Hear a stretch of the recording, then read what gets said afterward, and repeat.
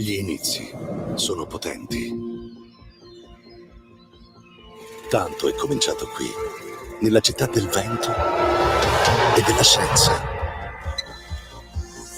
Nella città ai confini, dove le barriere, se esistono, vengono soffiate via. Qui c'è un'energia unica che cambia il mondo, genera intesi, supera i limiti.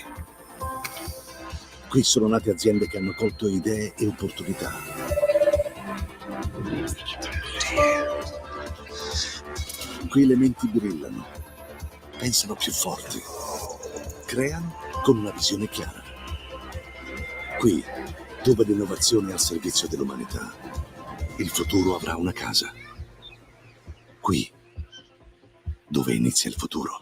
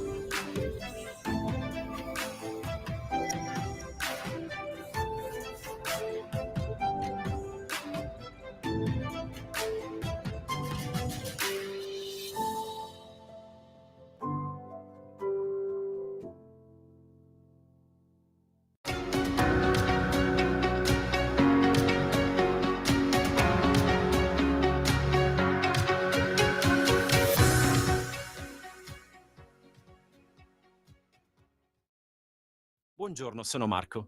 Vi informiamo che potete seguire l'appuntamento in diverse lingue grazie a un servizio di supporto alla comprensione simultanea realizzato con intelligenza artificiale, accessibile direttamente dal vostro cellulare.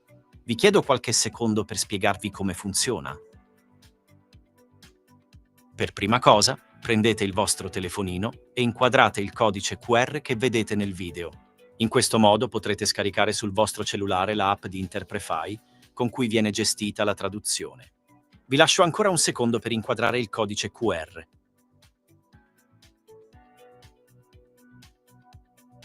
Dopo aver scansionato il codice QR, si aprirà la app. Scrivete nel riquadro al centro la password che vedete qui e fate tap sul bottone con la scritta Connect in basso. Si apre così la vostra schermata operativa. Facendo tap in basso a sinistra, sulla scritta English indicata dal riquadro, si aprirà una schermata che vi permette di scegliere l'audio della lingua di preferenza, inglese o italiano. Usate le vostre cuffie e ascoltate o la lingua originale o la versione tradotta dall'intelligenza artificiale. Facendo tap in basso a destra, sulla scritta CC indicata dal riquadro, invece potrete scegliere di attivare i sottotitoli e leggere la trascrizione della lingua originale o della lingua tradotta con l'intelligenza artificiale. Per uscire dalla app sarà sufficiente far tap sul simbolo in alto a sinistra indicato dal riquadro e poi cliccare su Leave. Vi faccio vedere ancora una volta il codice QR per accedere alla app.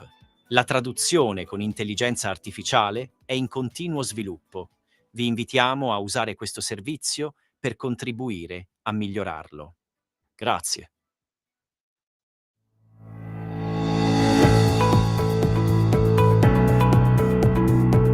Hi, I'm Sophia, and once again I have the pleasure of guiding you through this year's festival.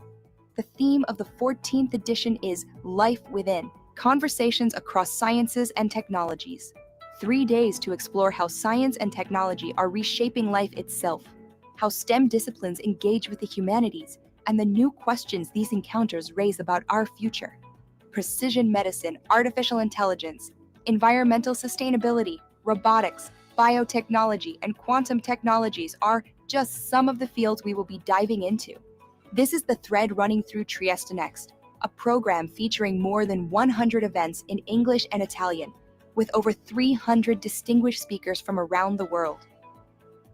The festival also includes the Science Book of the Year Award, over 70 activities for schools, and 40 open spaces and labs in Piazza Unita.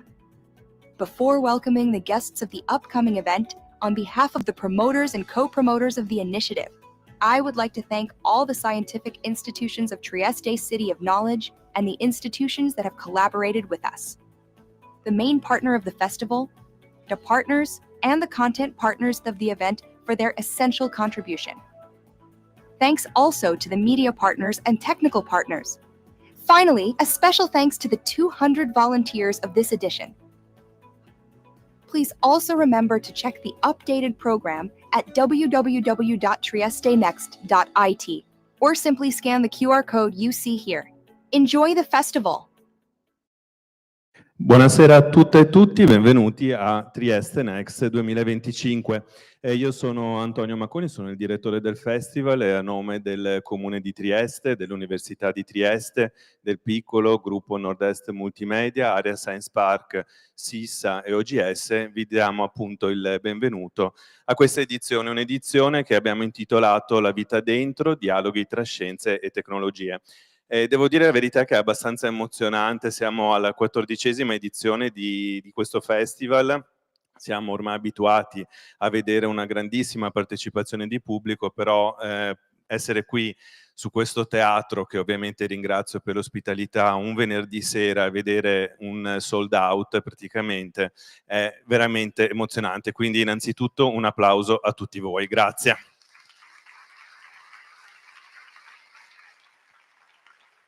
Questa sera sapete appunto che accoglieremo fra pochi secondi un ospite d'eccezione, uno dei più grandi autori di scienza viventi a livello globale, però prima di accoglierlo sul palco vorrei invitare a raggiungermi qui l'assessore del comune appunto di Trieste, Maurizio De Blasio. Benvenuto, buonasera, salve. Grazie.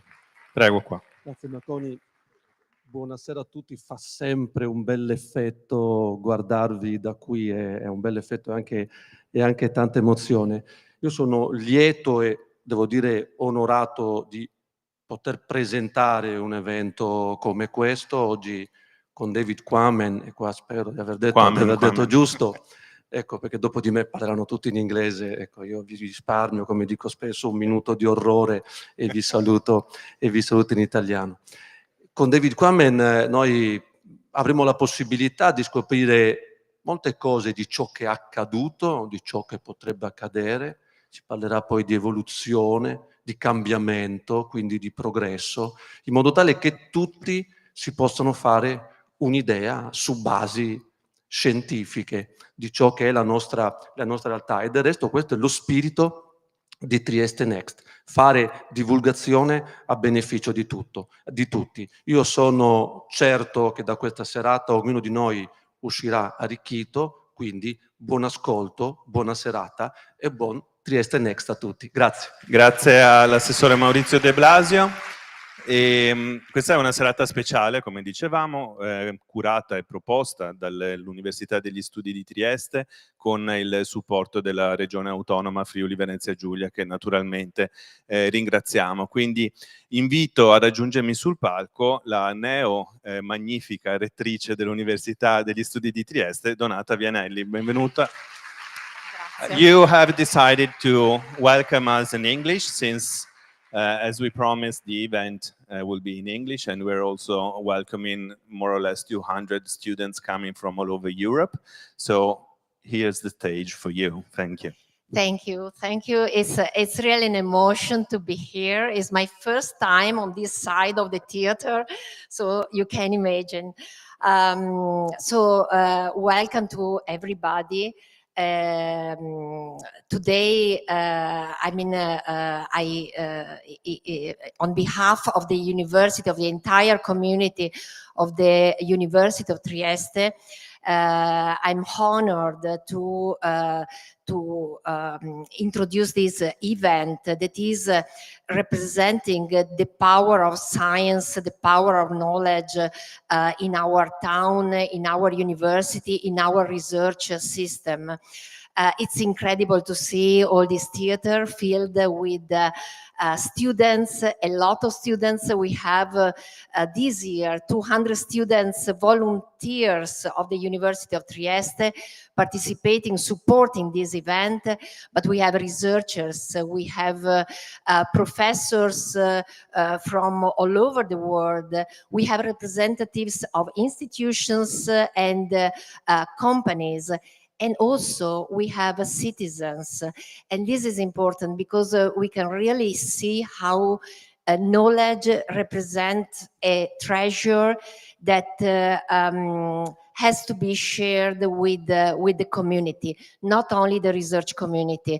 Knowledge, research, science cannot be confined inside, our academic walls, but it has to be shared with the society.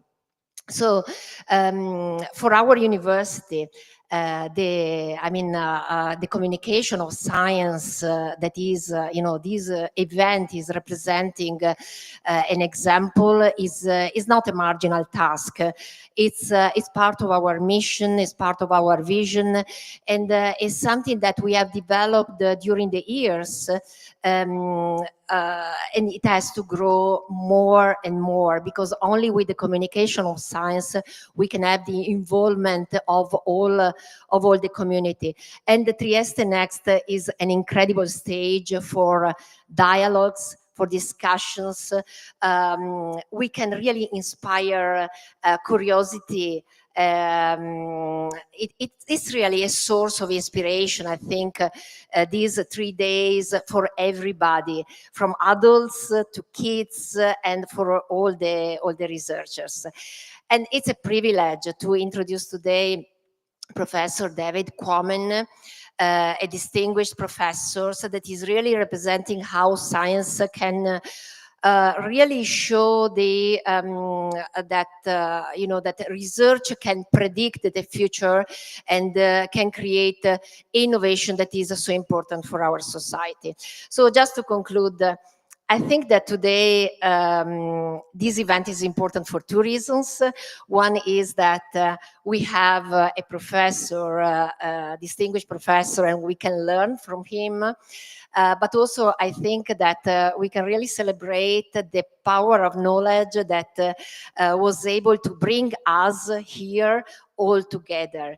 So enjoy this evening, and once again welcome in this beautiful theater and in this beautiful Trieste, beautiful town. Okay, thank you.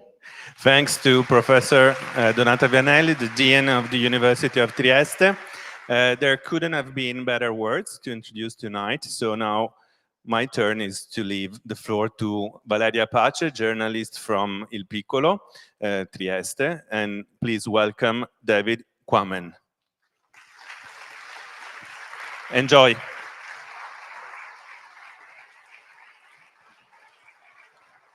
Welcome.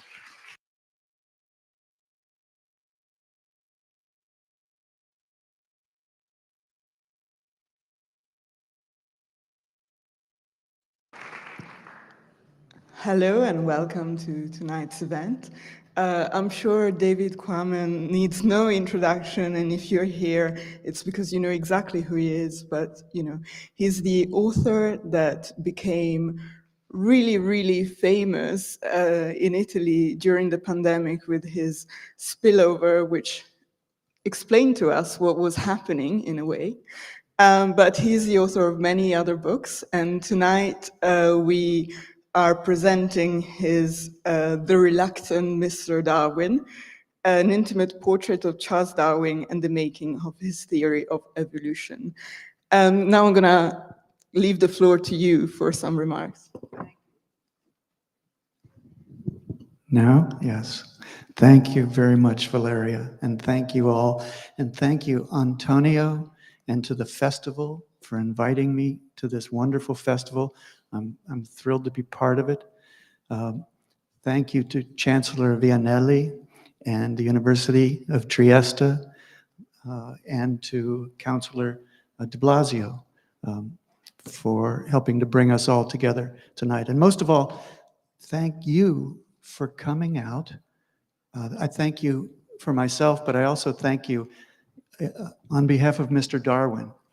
Thank you for coming out and having the interest to listen to me in English. And I apologize that I'm not speaking Italian, although you wouldn't want me to try and speak Italian.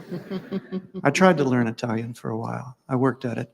This early months of 2020, I had a space in my schedule and I started trying hard to learn Italian, worked at it every day for a number of months. And then, you know, the spring of 2020, somehow I got very busy. There was a pandemic. And someone asked me to write a book about the pandemic. And so I lost what progress I had made in Italian. So thank you for your patience, your generosity in coming and letting us do this event in English. Valeria? Thank you so much for this. So let's talk about Mr. Darwin. We're here for him. So why should we care today about Mr. Darwin? Why should we care about this man who died in 1873, who wrote a book? Why should we care about that today? We should care about that more than ever today, because we live at a time when science is under attack, science is misunderstood, science has lost the confidence, for some reason, of the general public, not because of anything that science has been doing, but because of what other people have been saying about science. And Charles Darwin was a great hero, a paragon of the scientist who was honest, courageous, and independent, who came up with a very dangerous idea, an idea that society found threatening in his time. And because he was so honest and courageous, and he had the advantage of being independent financially. He was never part of a university. He never had a job. He had money. Because of those things, he persevered and produced a great book on this dangerous idea that changed the way people think about the natural world, about living creatures, more drastically than any other single work or single idea ever has done. He's a hero for our time. So he's a hero, as you say, and you know, as you mentioned, his book changed the world. But by reading your book, another picture of Mr. Darwin comes out as well. And it's a very sympathetic one that we can really relate to. I mean, you say he's courageous, but at the same time, he is very worried about, he's reluctant, as the title says. He's very worried about his discoveries. And, you know, so what lessons can we learn from Darwin the man rather than Darwin the scientist? Should it be of any comfort to us to know that his father thought he would be a good for nothing? Yes, Darwin, I said that Darwin was courageous, and it's important to know that it wasn't easy for him to be courageous. He struggled to be courageous. He spent 21 years developing his great idea of evolution by natural selection. 21 years passed between the time when, as a young man, he first got the idea and when, as a middle-aged man, he published On the Origin of Species. From 1838 to 1859, 21 years. And that's why my book is titled The Reluctant Mr. Darwin. It's because he was reluctant to rush. He was reluctant to hurry. He was reluctant to publish this idea as soon as he had it. Why?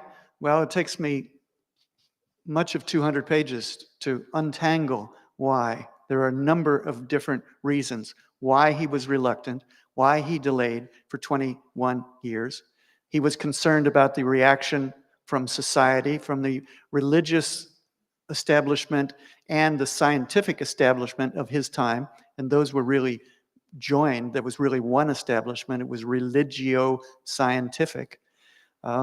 He was concerned about the reaction from his wife, who was a very Orthodox Christian. He was concerned that there was political upheaval in England at the time that he was doing this, and there was a lot of resistance to what were considered radical French ideas in the aftermath of the French Revolution. And the idea of the transmutation of species, progressive development of species, whether or not there was a theory to explain how it happened, that was considered a radical French idea because of French scientists such as Jean-Baptiste Lamarck. There were other reasons that caused Darwin to delay. He was an invalid. He was sick much of his life. Charles Darwin probably vomited more than any other great scientist in history. And it's a mystery still what his illness was, but it was an illness that caused him to lose months and years of work. For all of those reasons, it took him 21 years finally to produce this book. And when he produced it finally in a hurry because another man was on the verge of publishing a very similar idea. A young man named Alfred Russel Wallace, and I tell his story in the book. That's a dramatic story of two honest scientists hitting on the same idea, and rather than competing viciously against each other, they reached an amicable agreement as to how the idea would be published. And the younger man stood back and said, "You, Mr. Darwin, have been working on this for 21 years. I bow to you. You're the expert on this." And that's why it became known as Darwin's theory of evolution rather than the Darwin-Wallace theory of evolution. So let's talk a little bit about his wife. You mentioned her. What's Darwin's relationship with love? I think it's quite interesting. Darwin's relationship with love. Valeria, that's a question that I have not yet been asked. Good for you. Darwin, I describe this in the book. Darwin was not a very romantic man. He was a very good husband once he was married and a very good father. But he was not a romantic man. So right at the time when he was working on his idea in its earliest form, he was just back from 5 years aboard Her Majesty's ship, the Beagle, that sailed around the world. for 5 years doing surveys for the Navy. And Darwin was eventually the naturalist on that ship, and he saw nature in vast variety and shapes and patterns during that trip, including most famously in the Galapagos Islands. And then he came back from that trip. And then he sat down in England at the age of about 27, young man, with an idea that species changed, species evolved, but he didn't know how. And he spent 2 years living quietly as a bachelor in London, studying fossils, studying specimens from the Voyage of the Beagle, studying books, studying manuscripts of all sorts, studying animals at the London Zoo, and keeping a secret notebook about that big in which he wrote his ideas as they unfolded. And eventually, in that notebook, he wrote down the kernel of the idea of evolution by natural selection. And it was almost like he was in a nervous fever. And right about the time that he did that, he also said to himself in the notebook, well, I should probably get married. But he didn't say to whom. It was just sort of an abstract thought.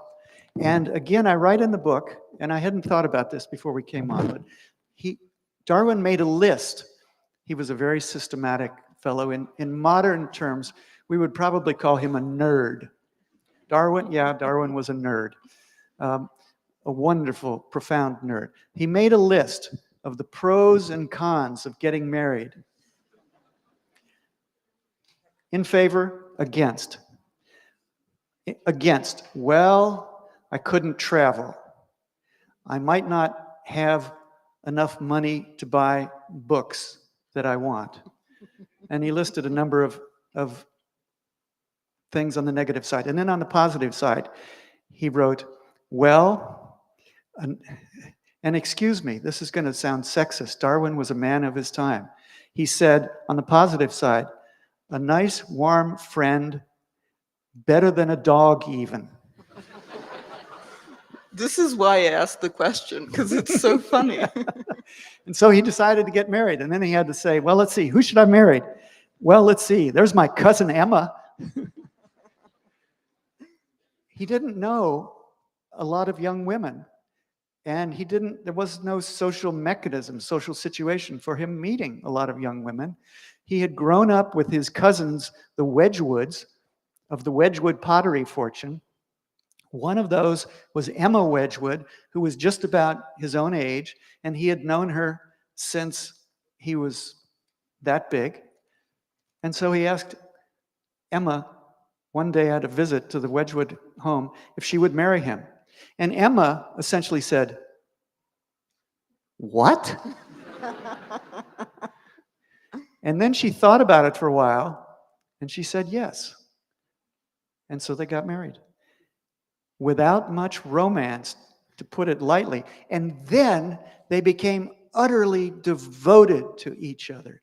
And the letters that we have from her to him and from him to her show what deep love and commitment they achieved all through their life until he died.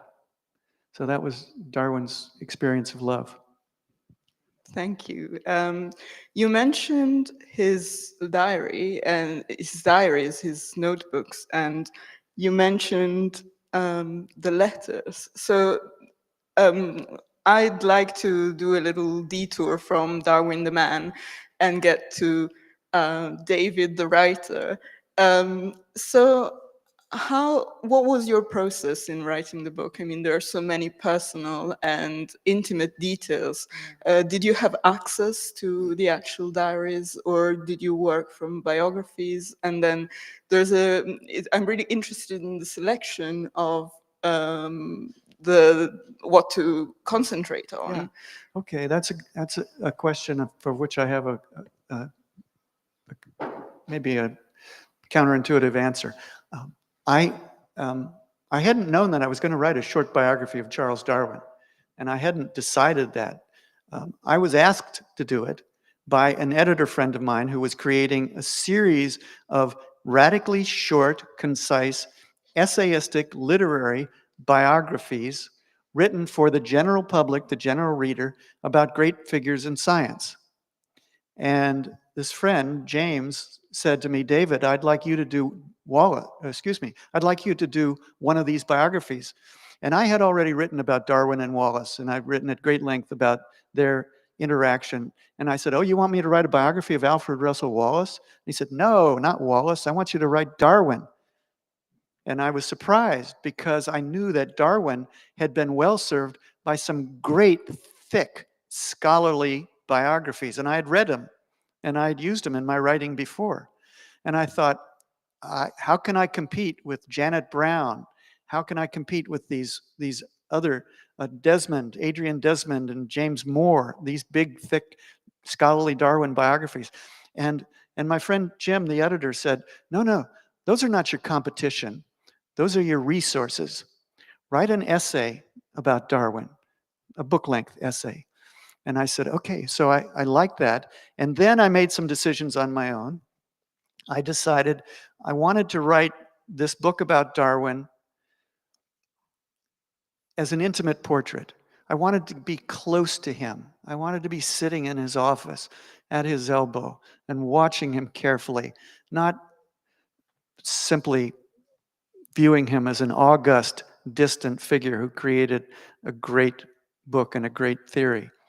And fortunately, those notebooks, he didn't write just one, he wrote a series of them. He wrote about 5 of them, kept these little notebooks during that 2 years after the Voyage of the Beagle when he was developing his theory. And they are called his transmutation notebooks. He didn't talk about evolution. He talked about transmutation, the changing of shapes. So there's these transmutation notebooks, B, C, D, and E. Those 4 were devoted to transmutation.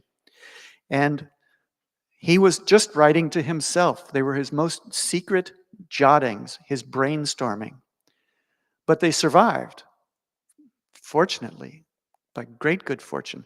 And they have been edited and published. So I have in my office a big, thick book about that big and about this thick. That is the edited transmutation notebooks of Darwin. And I sat with that and read that. Read him thinking his way through the evidence. And I also bought a 10-volume Cambridge University collected edited letters of Charles Darwin. Cost me more than any book purchase I'd ever made before. So I had those all in my little office, my own little office in Montana. So I had Darwin's letters, which I read with great care, and Darwin's notebooks, which I read with great care. And then I wasn't reading all sorts of experts and other biographers to see what scholarly thinking was on Darwin. I was trying to stay close to what he had written privately and construct a private portrait of this man who, at the age of 21, 22, didn't know what he was going to do with his life. And he was invited to go on a voyage around the world. And his father said, that's a stupid idea. His father, as Valeria said, his father said to him at one point, when he was still at Cambridge University, his father said to him, Charles Darwin was collecting beetles, and he was keeping pets and going to the races with buddies. And his father said to him, you care about nothing but beetles, rat catching, and the races, and you will be a disgrace to yourself and your whole family. Robert Darwin said that to his son Charles. He changed his mind later on about whether Charles was a disgrace. So that's what I did. I tried to get close to Darwin through his notebooks and through his letters, and show how he went from being a confused young man of 21, 22, who didn't know what he was going to do with his life, and whose father disapproved of his lack of focus. Can anybody here at all relate to that? Does anybody recognize that sort of a feeling? To being the famous Charles Darwin. And that's the story that I tried to tell. So, speaking of Darwin again, or rather, speaking about the book again, how did you select the episodes that you talk about in the book? I mean, you don't tell the story of the Beagle voyage, which is probably the best known. And that's why I don't tell it, yeah. Okay. Yes, because this was a book that had to be concise, had to be short, had to be about 200 pages long, I knew that I couldn't tell the story of every day of his life, not even every month of his life. And if I tried to just tell it as a continuous reel, a continuous movie, then I wouldn't have the space to emphasize the things that I thought were important. So rather than trying to say everything and not emphasize the important things, I decided just to write about the important things, to write about the most important and revealing segments of time in his life, and the ones that were least known by people who know anything at all about Darwin. Now, most people who know anything about Darwin know that he went on a voyage around the world for a number of years on a boat called the Beagle, and that he went to the Galapagos Islands and he saw giant tortoises and finches and other birds, and he got the idea of evolution. So I didn't write about that. I started the book right after he landed back in England after that.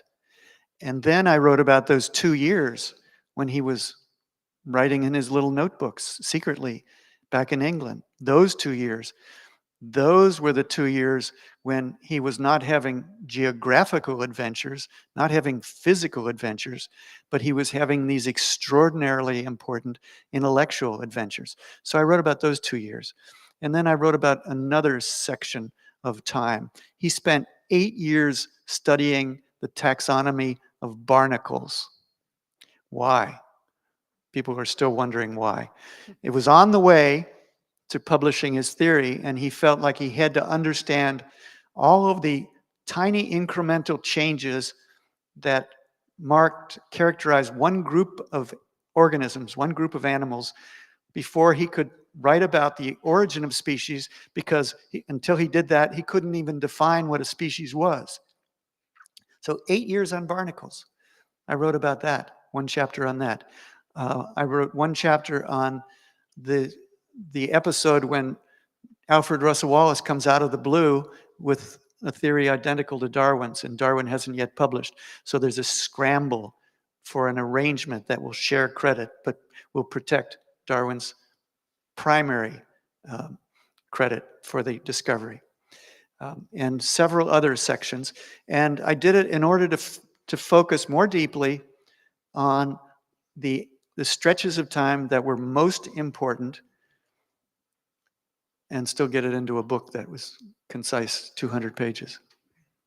I love the part about barnacles, I have to say, especially when one of his children says, well, there's this anecdote that he would have said to Darwin, to a friend, where does your father keep his barnacles? Because his father was so obsessed with them. That's right. Darwin had 10 kids that he loved very much.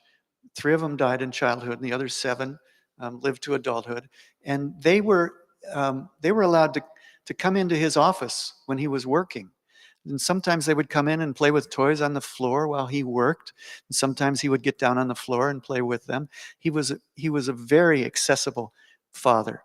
And for 8 years, he was working on barnacles, looking through microscopes at barnacle anatomy, and dissecting barnacles at his desk in his study. And sometimes the children would be there. So the story is told that one of his sons, I think it was, I can't remember if it was William or one of the others, George, was visiting a friend at the friend's house. And George says to his friend at the house, well, where does your father do his barnacles? I love that. So,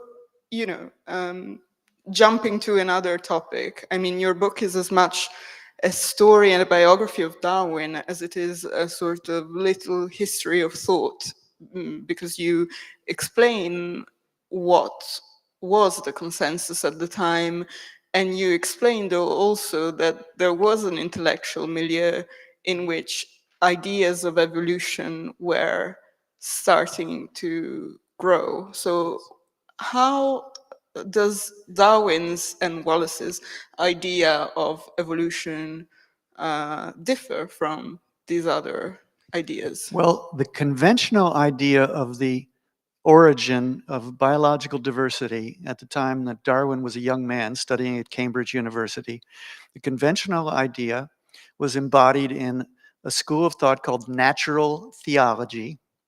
Natural theology. There was even a book published by that title, Natural Theology, in 1802.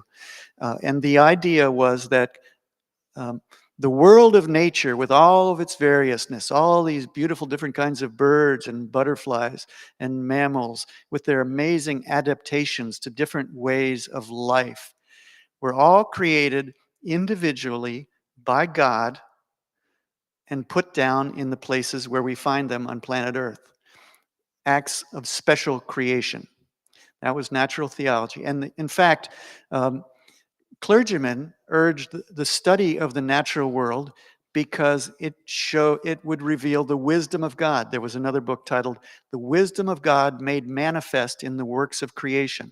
And the idea was the more you studied butterflies, the more you studied the different kinds of fish, the more you would appreciate the power of God, the omnipotence of God to create all of these different things. God was so brilliant that he had the idea of creating a penguin. He had the idea of creating a flamingo. He had the idea of creating an ostrich. Glory to God. He had all these great ideas. That was natural theology. And part of that was that these different kinds of creatures had been created as species, and there was no changing from one to another. And philosophers of science who preceded Darwin just by a generation had written books and made statements about this, including one statement from the philosopher of science, William Ewell, who said, the fixity of species is an absolute truth, and there is no transmission or change from one to another. That was, and I'm not quoting it accurately, but that was what he said. He stated it specifically, that species do not change from one into another. And that was not a scientific theory. That was a religious dogma.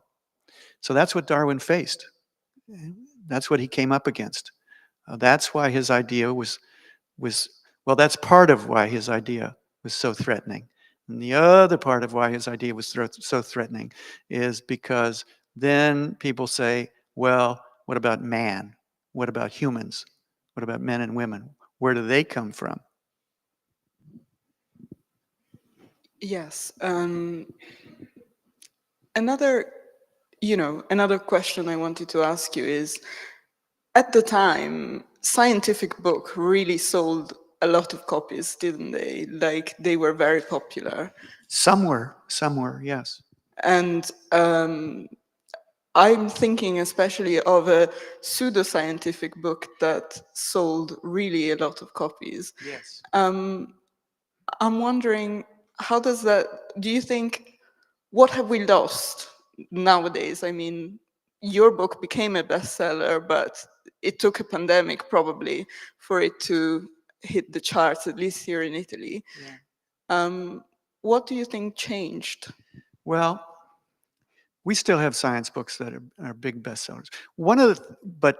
But you hear about books, and the one Valeria is referring to is a book that was published in 1844 titled Vestiges of the Natural History of Creation. And it was published anonymously. It was written by a Scottish publisher named Robert Chambers, and it was a pastiche of all sorts of ideas, scientific, pseudoscientific facts, and rumors, and myths, all put together into this book in a very entertaining way to say that there is progression in the universe and that there has been progressive change and things have gotten more complicated and more diverse, including living creatures. So it was a very, very foggy stab at the idea of evolution. Became a big bestseller. Queen Victoria read it. Abraham Lincoln read it. Lots and lots of people, middle-class literate people in England read it. And they thought it was fascinating and fun and exciting and provocative. And scientists read it and they thought that it was a piece of junk. They detested it because it was not truly scientific. It was just this confused storytelling. And so Darwin, that was in 1844, and Darwin was working on his big project. And that was another reason why he delayed, because he did not want to be associated with the bad reputation that that book had among real scientists. So that's part of why he delayed. But in terms of how it's different for us, you have to remember that there were not very many kinds of entertainment in that period, 1844, when Vestiges of the Natural History was created. I mean, you read a book, or you went to a play, or you went to a lecture or an evening like this. But you didn't watch a movie, you didn't watch television, you didn't go on social media, you didn't talk to anybody on the phone. None of that existed. So that people got their mental stimulation along just a few channels that were more important, and book publishing was one of them. Thank you. So, just to go back to Darwin, the man, do you think he was a genius? Do I think Darwin was a genius? There's that word, genius. No, and I'm glad that Valeria asked me that question, because people, what's the word in Italian? Genio. Genio. So it gets thrown around, I bet. Yes? So-and-so is a genius, so-and-so is a genio. It's thrown around, I think, too loosely, because it's an important word and it describes an important quality in a human being. And I think it's wonderful to apply it to Beethoven, or to apply it to Mozart, or to apply it to Enrico Fermi, or to apply it to Michelangelo, or apply it to Bobby Fischer, or the Indian mathematician Ramanujan. What the word genius suggests to me is somebody who has a gift so that creative brilliance bursts out of him or her in a way that's completely inexplicable and beyond what could be expected from the amount of education or the amount of labor that that person represented, possessed, had experienced. And Darwin was not that. Darwin slogged. Darwin worked hard for every inch of insight that he got. Nothing exploded easily out of Darwin the way, symphonies exploded out of Mozart. He crawled on his hands and knees to the great insights that he got. So I think Darwin was a wonderful intellectual paradigm, as I've said, a hero of science, a hero of intellectual activity, but not a genius, because nothing came easily and nothing was disproportionate to the amount of basic intelligence that he had and the research that he did and the seriousness of his effort at thinking his way from facts to ideas. Thank you. So now, in this final bit of the interview, I'd like to move to other aspects of your production. It's hard here in Italy not to talk about Spillover.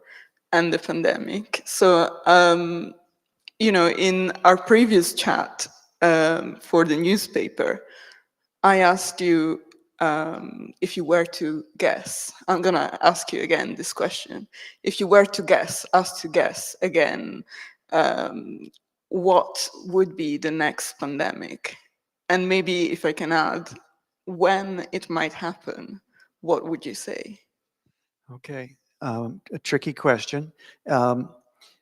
Pandemics involve a lot of chance factors, and they're hard to predict. And people say, oh, did you predict the COVID pandemic? What I did was channel predictions from scientists that I had interviewed, that I'd talked with very seriously, and I'd listen carefully to what they were saying. I asked them, is there a pandemic coming? This was back in 2010, 2009, when I was researching that book. Is there a pandemic coming? And if so, what does it look like?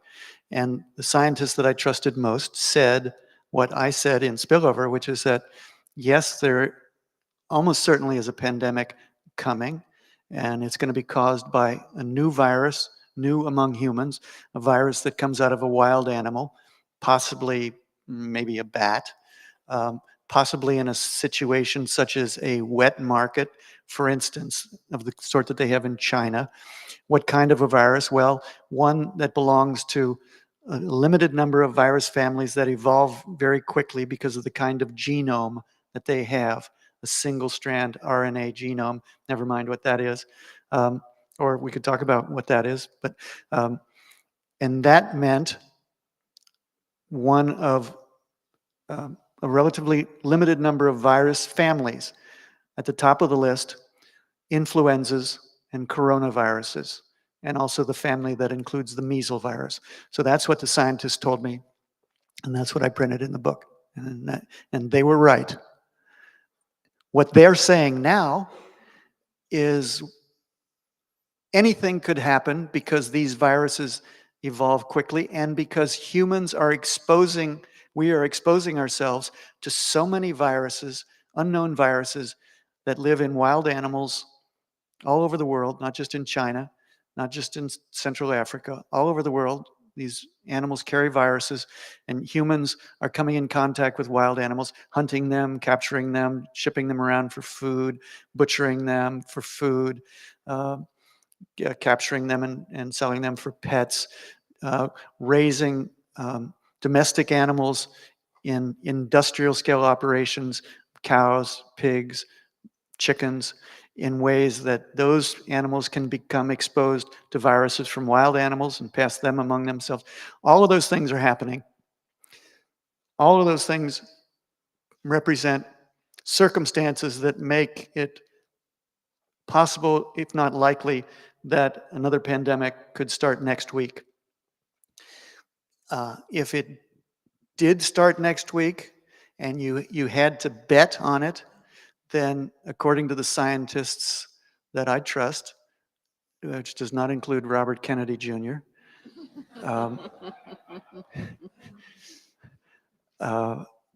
it would very possibly be an influenza of the sort that's called high pathogenicity avian influenza H5N1 bird flu.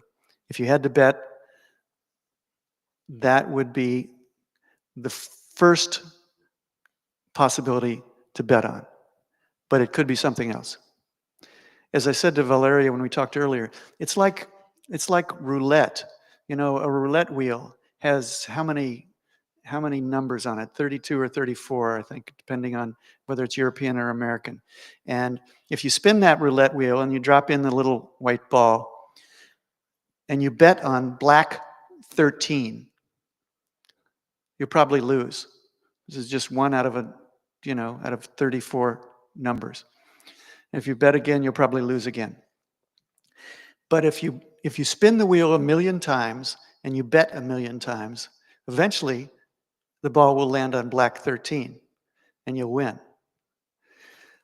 With avian influenza, the roulette wheel is spinning trillions of times every day. And what I mean by that is that virus is replicating, copying its genome in cells of wild birds and domestic birds and American dairy cows and a lot of other animals. Every day, it's making copies of itself. And each time it makes copies, it makes some little mistakes. And if it accumulates just the right selection of those mistakes, we call them mutations. If it accumulates maybe just 5 mutations in one lineage of virus, the wrong 5 mutations, then that virus changes from being a bird flu to a human pandemic virus. 5 mutations in one lineage of the virus. It's very unlikely to happen if you spin the wheel once. But if you spin the wheel 1 trillion times, it's gonna happen. So the message is we should be aware and careful. We should be aware, we should be prepared. Our leaders and our public health officials should be right now bracing to protect us from an avian influenza pandemic, and they're not. Except that we now have vaccine technology, mRNA vaccine technology, and some other vaccine technologies that represent the greatest benefit, consolation of the COVID pandemic. That's what we learned. That's the one good thing we learned from the COVID pandemic, how to make vaccines fast. Otherwise, we're less prepared for the next pandemic than we were for COVID in January of 2020. So that's not a brilliant, comforting thought, but a thought we need to have at the forefront. But the comfort is in we have the scientific expertise to create these vaccines. We have the scientific expertise to survey the world, to have detection networks around the world, surveillance and discovery, spotting spillovers before they turn into pandemics. We have the skills, the scientists, the means and the ideas to do that. We just don't have the political leaders who will let us do that. So that's another question that it's impossible not to ask, and it's about current affairs and, what is happening in the States right now? Yeah, what is that? Well, I was hoping you all could explain that to me.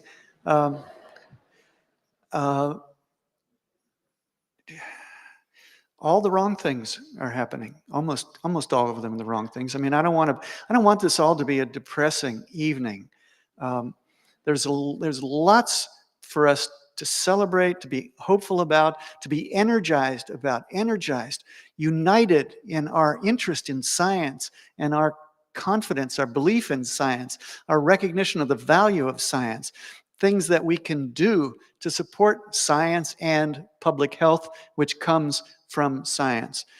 There's a lot of things we can do. We just need to stop the current juggernaut of misguided, to put it very politely, decisions that are not unique to my country, but are especially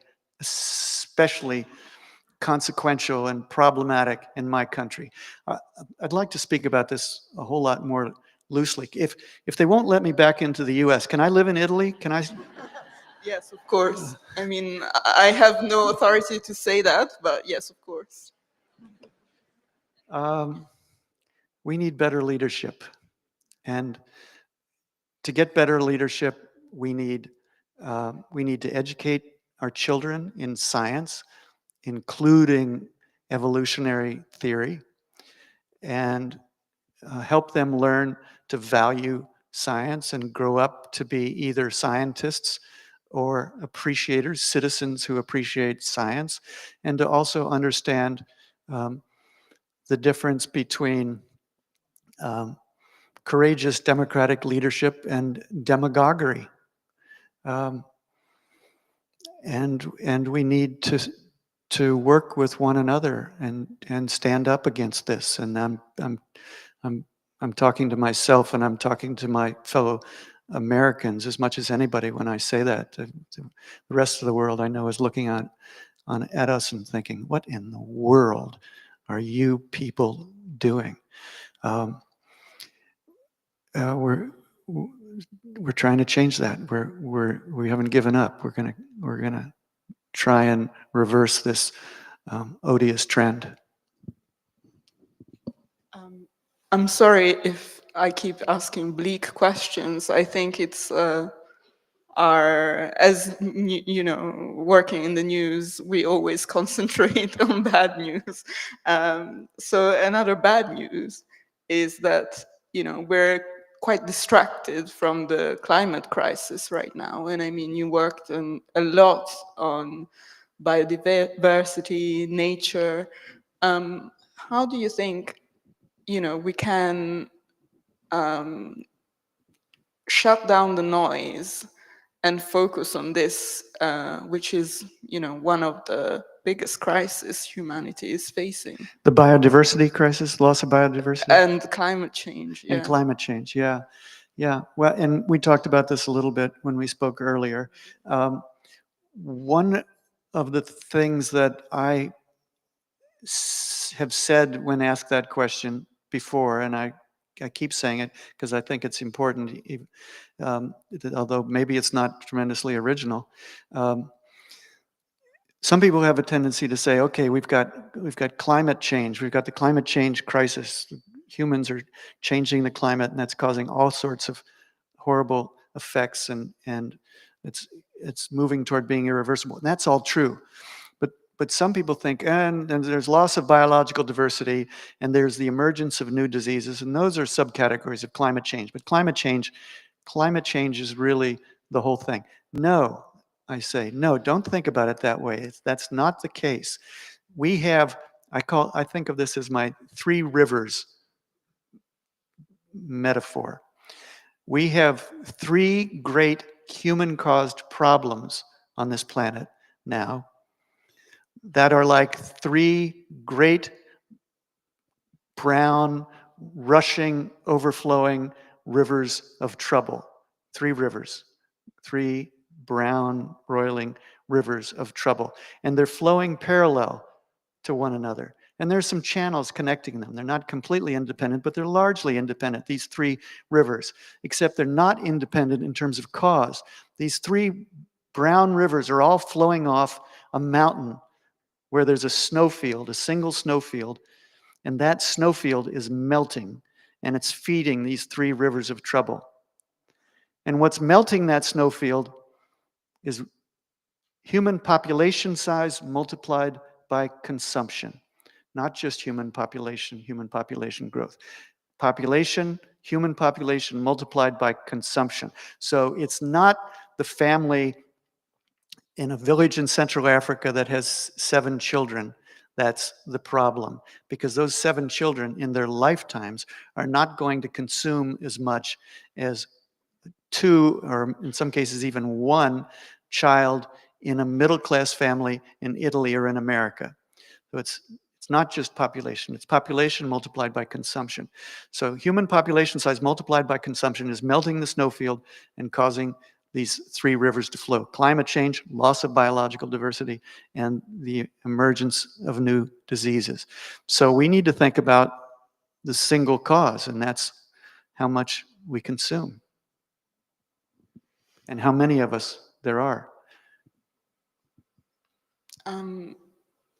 Another thing I wanted to ask you is, while thinking of your production, you wrote so many different books, and you dealt with so many different things, from the biography to going on the field. And yeah, so my career has been a little bit incoherent.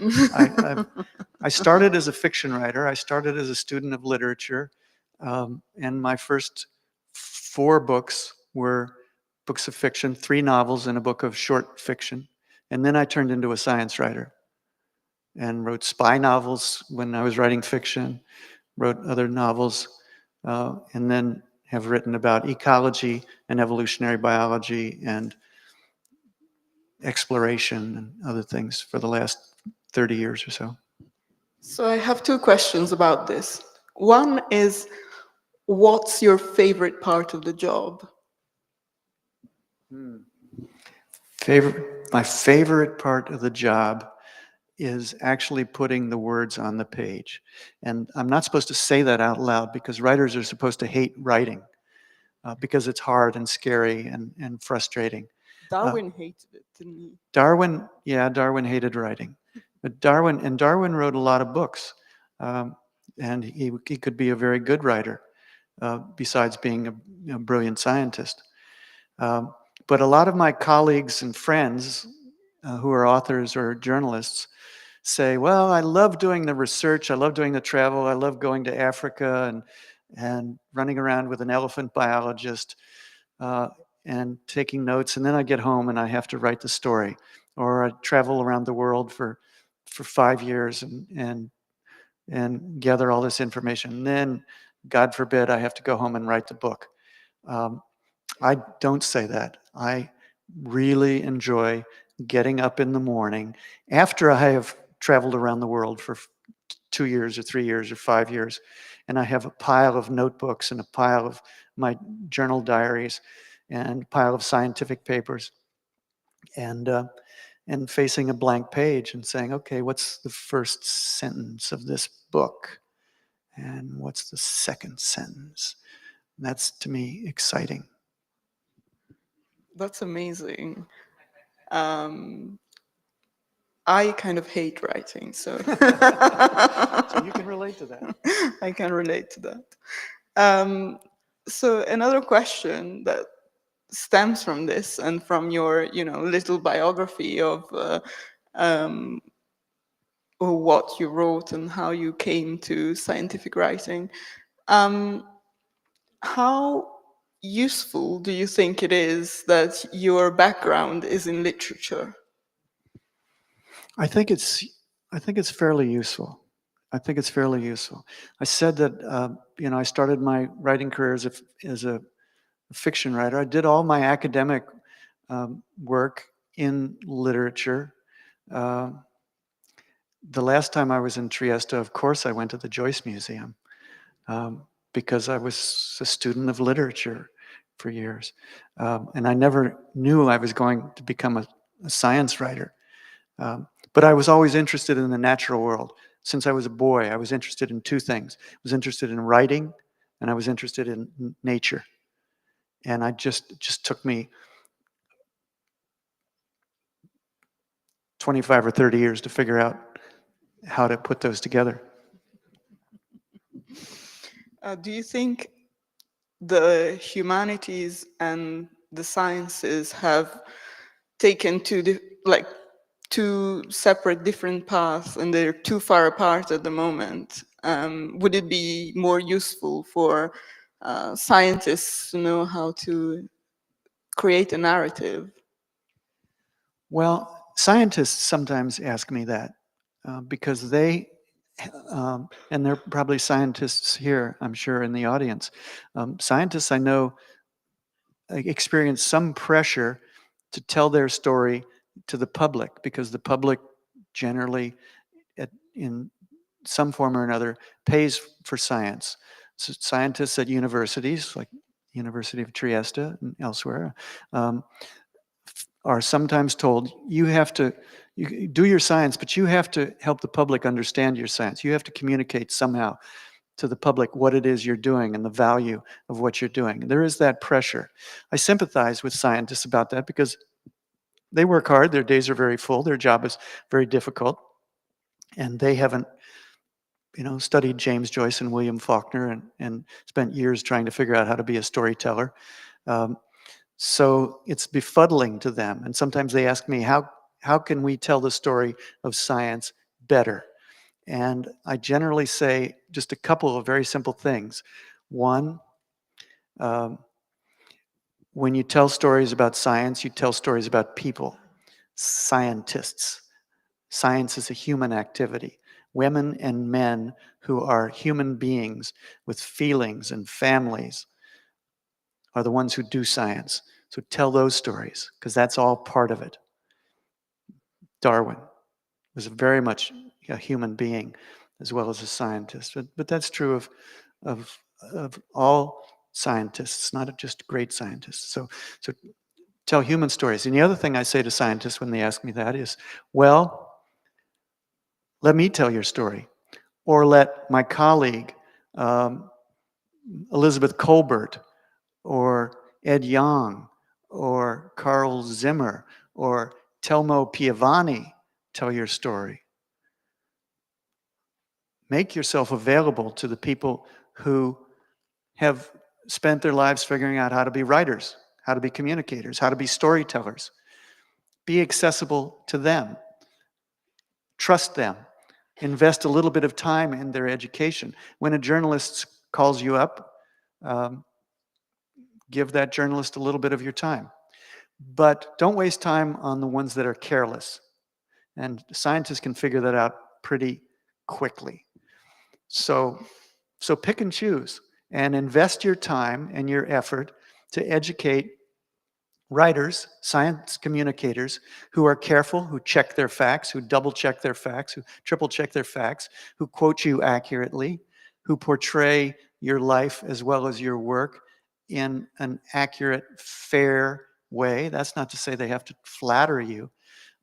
So pick and choose. This is what I say to scientists, and then invest some effort and some trust in professional storytellers to tell your story.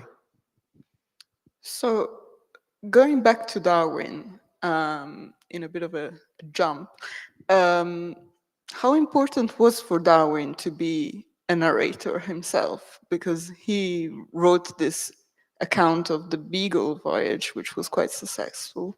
It was. Darwin's first book was an edited version of the diary that he kept for the 4 years, 9 months, and 5 days he was on the Beagle voyage. And it was published soon after he got back as part of a series of books that came from the Beagle voyage, some written by the captain, some written by others, and his was just one of the group. But his was the one that was a rip-roaring good story of a young man out in the world riding donkeys up into the Andes to look for wildflowers and snoogling around on the Galapagos Islands, staring at the birds and at the giant tortoises and excavating the fossils of extinct mammals from the coast of Argentina. It was a travel book, and it was storytelling, and it was good. And it became, when it was republished as a book on its own with a slightly more catchy title, it became a bestseller. And Darwin was a famous young man because this travel book of his from the Voyage of the Beagle had done really well. So he could write. He wasn't always a good writer, but he could be a good writer at his best. And, you explain what made some of his writing tedious and, what made instead The Origin of Species so successful. And would you like to explain it? Yeah, one of the things that made, he was working for years on a big, thick manuscript that he was just going to call Natural Selection about his theory. And he had been gathering facts for 20 years, and he was going to put them all in. Lots of argument, lots of explanation, lots of examples, lots of footnotes. And I've read, and he got like 2/3 of the way through that book. And then he was interrupted by Alfred Wallace, this young man who had the same idea. So suddenly, at the advice of some of his friends, Darwin decided that he should write what we call the quick and dirty version of his theory. So he wrote a book in about 14 months, not putting in everything that he knew, all the evidence, hundreds and hundreds and hundreds and hundreds of pages. He wrote a shorter book that read better, moved along quickly, and that could be published in barely more than a year.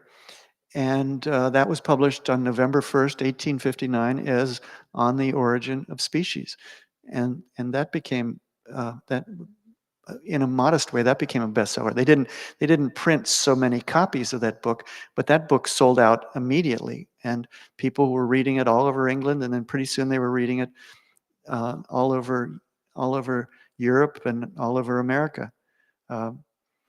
And it was because he wrote it in a hurry, partly, and he wrote it with passion to explain this idea. And he wasn't grinding the lenses quite so finely as he was in the long book. And I've read, they published that manuscript. Maybe I said this already. The natural selection book, that has been published. It's boring. He was lucky that he was interrupted and had to write the quick and dirty version. So that's a lesson for us all writers. Yeah, I mean, I just finished a book in June that I've been working on thinking about for 18 years, and have been writing it for 3 years. It's a book on cancer as an evolutionary phenomenon.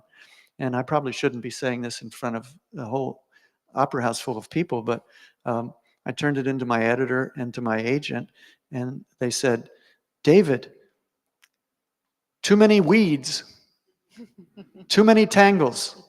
Can you just kind of thin this out and tell the story a little bit more smoothly and a little bit less detail for the readers, for the ordinary readers? So I just finished doing a revision and doing that. It was like you had a sheep, and the sheep had been in the mountains for like all summer, walking through the briars and the burrs and everything. And she finally brought the sheep down to your farm, and then you just had to comb it and try and get all of these burrs and all of these tangles out of the wool before you'd even think about shearing it. And that's what I was doing on that book. So I'd say one final question before we finish this beautiful evening.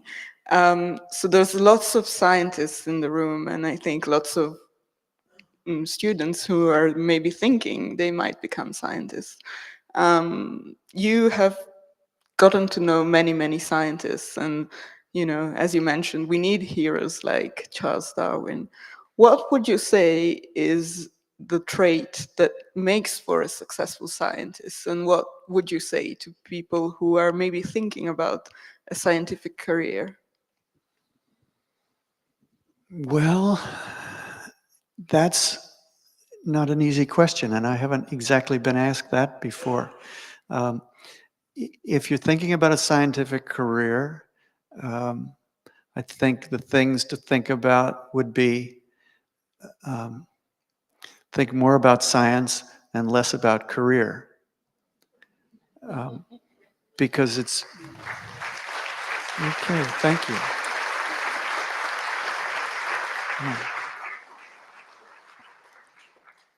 I know, not firsthand, but I know from observation that it's very, very difficult to become a scientist who is a senior figure at a university with a large lab, with grant money supporting a number of graduate students and postdocs and techs. This is if you're in the sciences, and functioning on grants. That's an extraordinarily difficult achievement and to arrive at, in order for your lab then, with your guidance, with your leadership, to be producing important discoveries that maybe, if you're both brilliant and highly effective and lucky, you win a Nobel Prize. But the people who win Nobel Prizes, I've only had conversations with a relatively few.